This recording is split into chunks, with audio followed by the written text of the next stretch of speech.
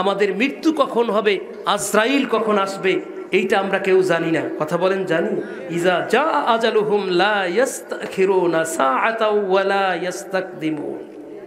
জানেন কেউ? যখন নির্ধারিত সেই সময় হবে, আগেও না পরেও না। কথা বলেন ঠিক কি না? আইনামা তাকুনু ইউদ্রিককুমুল মাউতু ওয়ালাউ কুনতুম ফি বুরুজিম মুশাইয়াদা কুল্লাউ কুনতুম ফি বুয়ুতিকুম লাবারাসাল্লাযীনা কুতিবা আলাইহিমুল কতলু ইলা মাদাজিহিম। আমার ভাইয়েরা, মৃত্যু যখন যেখানে লেখা, যে অবস্থায় লেখা, যেই জায়গায় লেখা, সেখানেই আপনার আবার মৌত হবে। কথা বলেন ঠিক কিনা? অতএব এটা তো একটা সেই রকমেরই, দুনিয়া তো আখেরাতের একটা শস্যক্ষেত্র। আখেরাতকে বোঝার জন্য দুনিয়ায় আল্লাহ আমাদেরকে প্রেরণ করেছেন। আর দুনিয়া ও মাজরাতুল আখেরা, দুনিয়া হলো আখেরাতের শস্যক্ষেত্র। এটা দিয়ে আপনি আখেরাত বুঝবেন। ওই যে এখন অল্প সময়ের মধ্যেই নোটিশ আসবে, আর মৃত্যুর আগেও আমাদেরকে সেরকম আল্লাহর পক্ষ থেকে নোটিশ দেওয়া হবে না।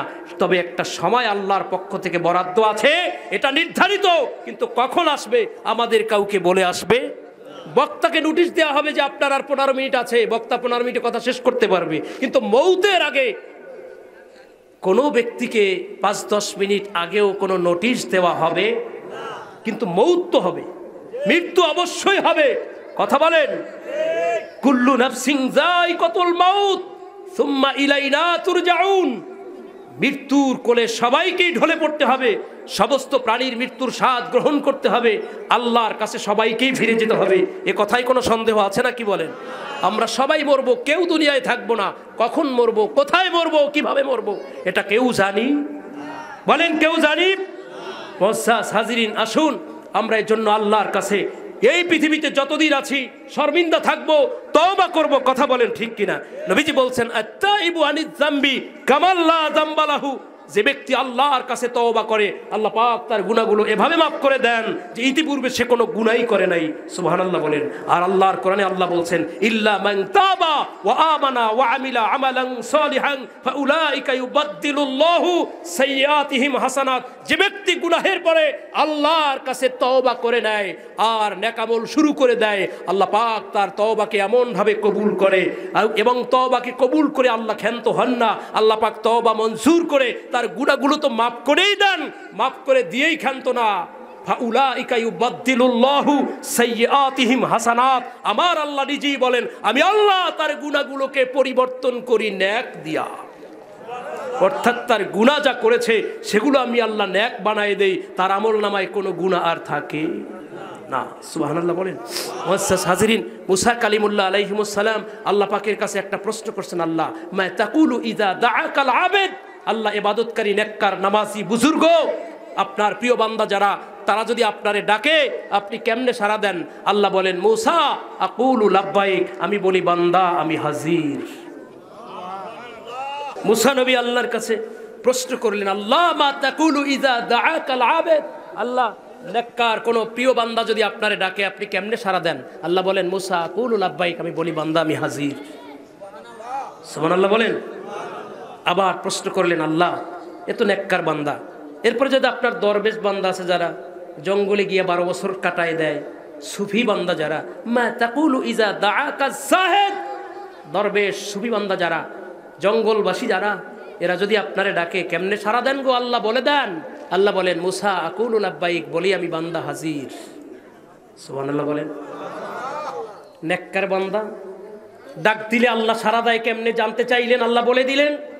সুফি দরবেশ বুজুর্গ বান্দা ডাক দিলে কেমনে সাড়া দেন বলে দিলেন। এইবার মুসা নবী আল্লাহর কাছে প্রশ্ন করেন, আল্লাহ নেককার বান্দারা ডাক দিলে আপনি সাড়া দেন একবার, এরপরে বুজুর্গ যারা, সুফি যারা, এরা ডাক দিলে একবার সাড়া দেন। আল্লাহ যদি গুনাহগারে ডাকে আপনি কি আদৌ সাড়া দেন?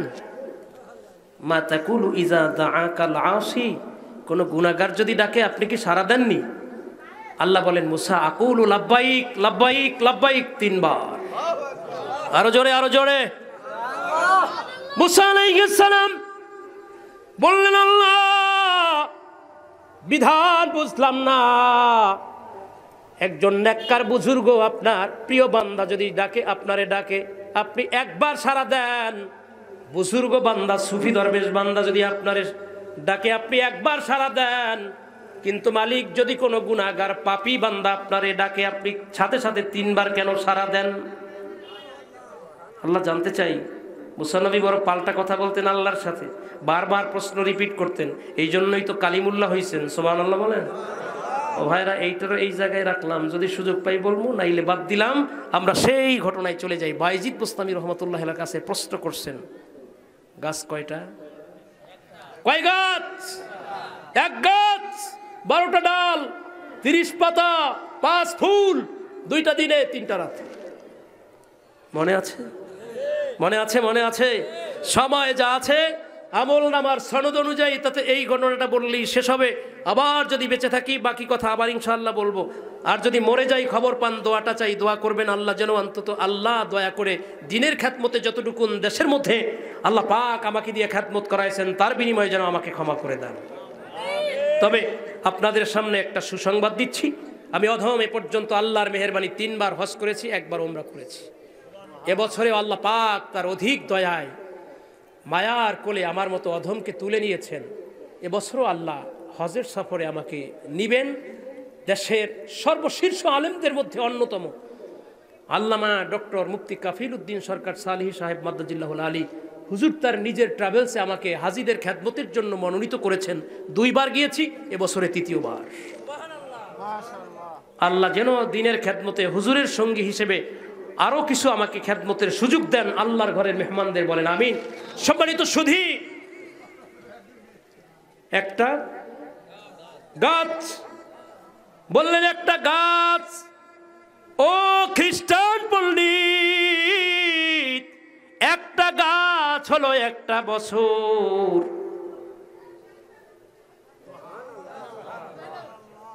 12টা ডাল, 12টা মাস, 30টা পাতা, 30টা দিন, 5টা ফুল, 5 ওয়াক্ত নামাজ।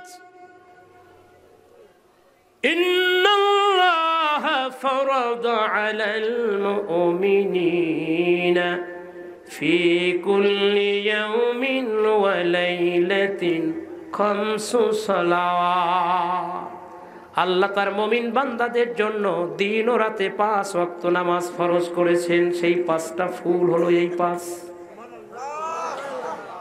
যেই প্রশ্ন করেছেন 2টা হলো দিনে, 3টা হলো রাতে। 2 ওয়াক্ত নামাজ বান্দা আদায় করে দিনে, জোহর আর আসর। আর 3 ওয়াক্ত আদায় করে বান্দা রাতে। আল্লাহর নির্দেশ মাগরিব এশা ফজর হলো রাতে। বায়েজিদ বোস্তামী রহমাতুল্লাহি আলাইহি যখন জবাব সঠিক দিলেন, 25 নম্বর প্রশ্ন এইটাই শেষ, ফিনিশিং প্রশ্ন, লাস্ট প্রশ্ন। এইবার বায়েজিদ বোস্তামী রহমাতুল্লাহি আলাইহি দাঁড়ায় গেলেন। পণ্ডিত মশাই একে একে 25টা প্রশ্ন করছেন, জবাব দিচ্ছি আমি, ঠিক আছে কিনা? কয় ঠিক। এইবার তো আমার প্রশ্ন করার পালা, সুযোগ দিবেননি? কয় হ্যাঁ দিব তো অবশ্যই, বলেন। সবারই লক্ষ্য করে বলছেন, আপনারা বলছেন যদি আপনাদের সাথে তর্কে আমি বিজয়ী হই, আপনারা সবাই কালেমা পড়ে মুসলমান হবেন। আর যদি আমি বিজয়ী হতে না পারি, আমার ধর্ম সত্য বলে যদি প্রমাণ দিতে না পারি, তাইলে আপনারা আমার দেহ থেকে আমার মাথা আলাদা করবেন। সেই কথা কি এখনো ঠিক আছে নি? বলে হ্যাঁ ঠিক আছে। এইবার বায়েজিদ বুস্তামি রহমাতুল্লাহি আলাইহি বললেন, ও খ্রিস্টান মশাই, একটাই প্রশ্ন করব আমি, 25টা প্রশ্ন করব না। কয়টা কয়টা কয়টা কয়টা কয়টা? একটা মাত্র প্রশ্ন করব। বলুন তো জান্নাতের চাবির নাম কি? এ ভাইয়েরা, প্রথম যেইভাবে জবান বন্ধ করে না, আলোচনা বন্ধ রাখছিল, এইবারও খ্রিস্টানের জবান বন্ধ হয়ে গেছে। খ্রিস্টান কোনো জবাব দেয় না। উপস্থিত সব খ্রিস্টান ব্যক্তিবর্গ গর্জে উঠল, পণ্ডিত মশাই বাহাদুরি দেখাইলেন, একে একে 25টা প্রশ্ন করলেন। সব জবাব এই উম্মতে মুহাম্মাদির অন্যতম একজন ব্যক্তি দিল। আপনারে একটা প্রশ্ন করলো, জবাব দিচ্ছেন না। জবাব কি জানেন না নাকি জানেন? জানা নাই? আপনি তো 25টা প্রশ্ন করছেন, সব জবাব দিয়ে লাইছে। আর আপনার মাত্র একটা করছে, আপনি একটা প্রশ্নের জবাব দিতারেন না। কেমন পণ্ডিত এইবার ধরা পড়ছে না আমার কাছে। পণ্ডিত ডাক দিয়া বলে, রে ভাইয়েরা, বায়েজিদ বুস্তামির পক্ষ থেকে যেই প্রশ্ন আমাকে করা হয়েছে, এই প্রশ্নের জবাব আমি জানি,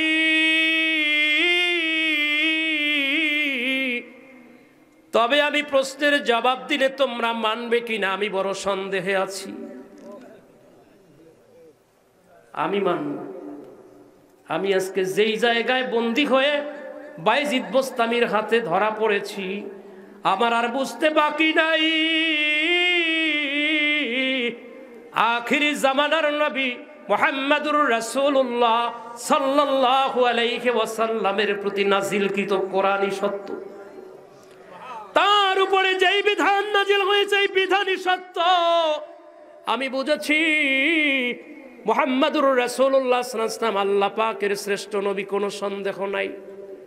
তবে তোমরা জেনে নাও, মানো কি মানবা না, তোমরা আমার গর্দান ফেলে দিলেও আমার কিছু যায় আসে না।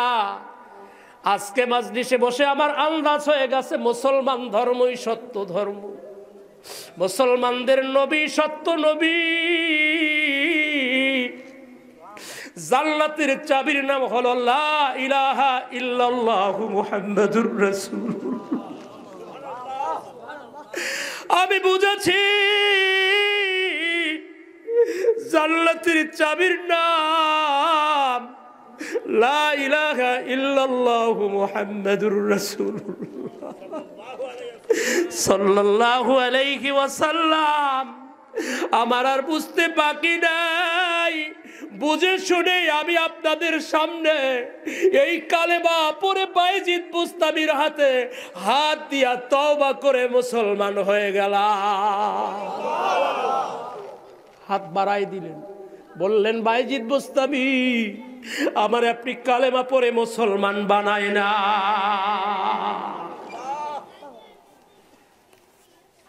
অবস্থা বেগতিক, সবার মধ্যে পিন পতন, নীরবতা। পণ্ডিত মশাই কাজটা করলেন কি? সবার আগে কালেমা পড়ে মুসলমান হয়ে গেলেন। এত বড় পণ্ডিত, যেহেতু বুঝতে পারছেন মুসলমান ধর্ম সত্য ধর্ম, আর জান্নাতের চাবির নাম হলো লা ইলাহা ইল্লাল্লাহু মুহাম্মাদুর রাসূলুল্লাহ, তার মানে হলো যে ব্যক্তি কালেমা পড়বে সে ব্যক্তি আল্লাহর জান্নাতে চলে যাবে। মান ক্বালা লা ইলাহা ইল্লাল্লাহ ফাদাখালাল জান্নাহ, যে ব্যক্তি কালেমা পড়বে সে আল্লাহর জান্নাতে চলে যাবে। সুবহানাল্লাহ বলেন। কাজী পণ্ডিত মশাই বুঝে শুনে কালেমা পড়েছে। এখন আর আমরাও দেরি করতে পারি না।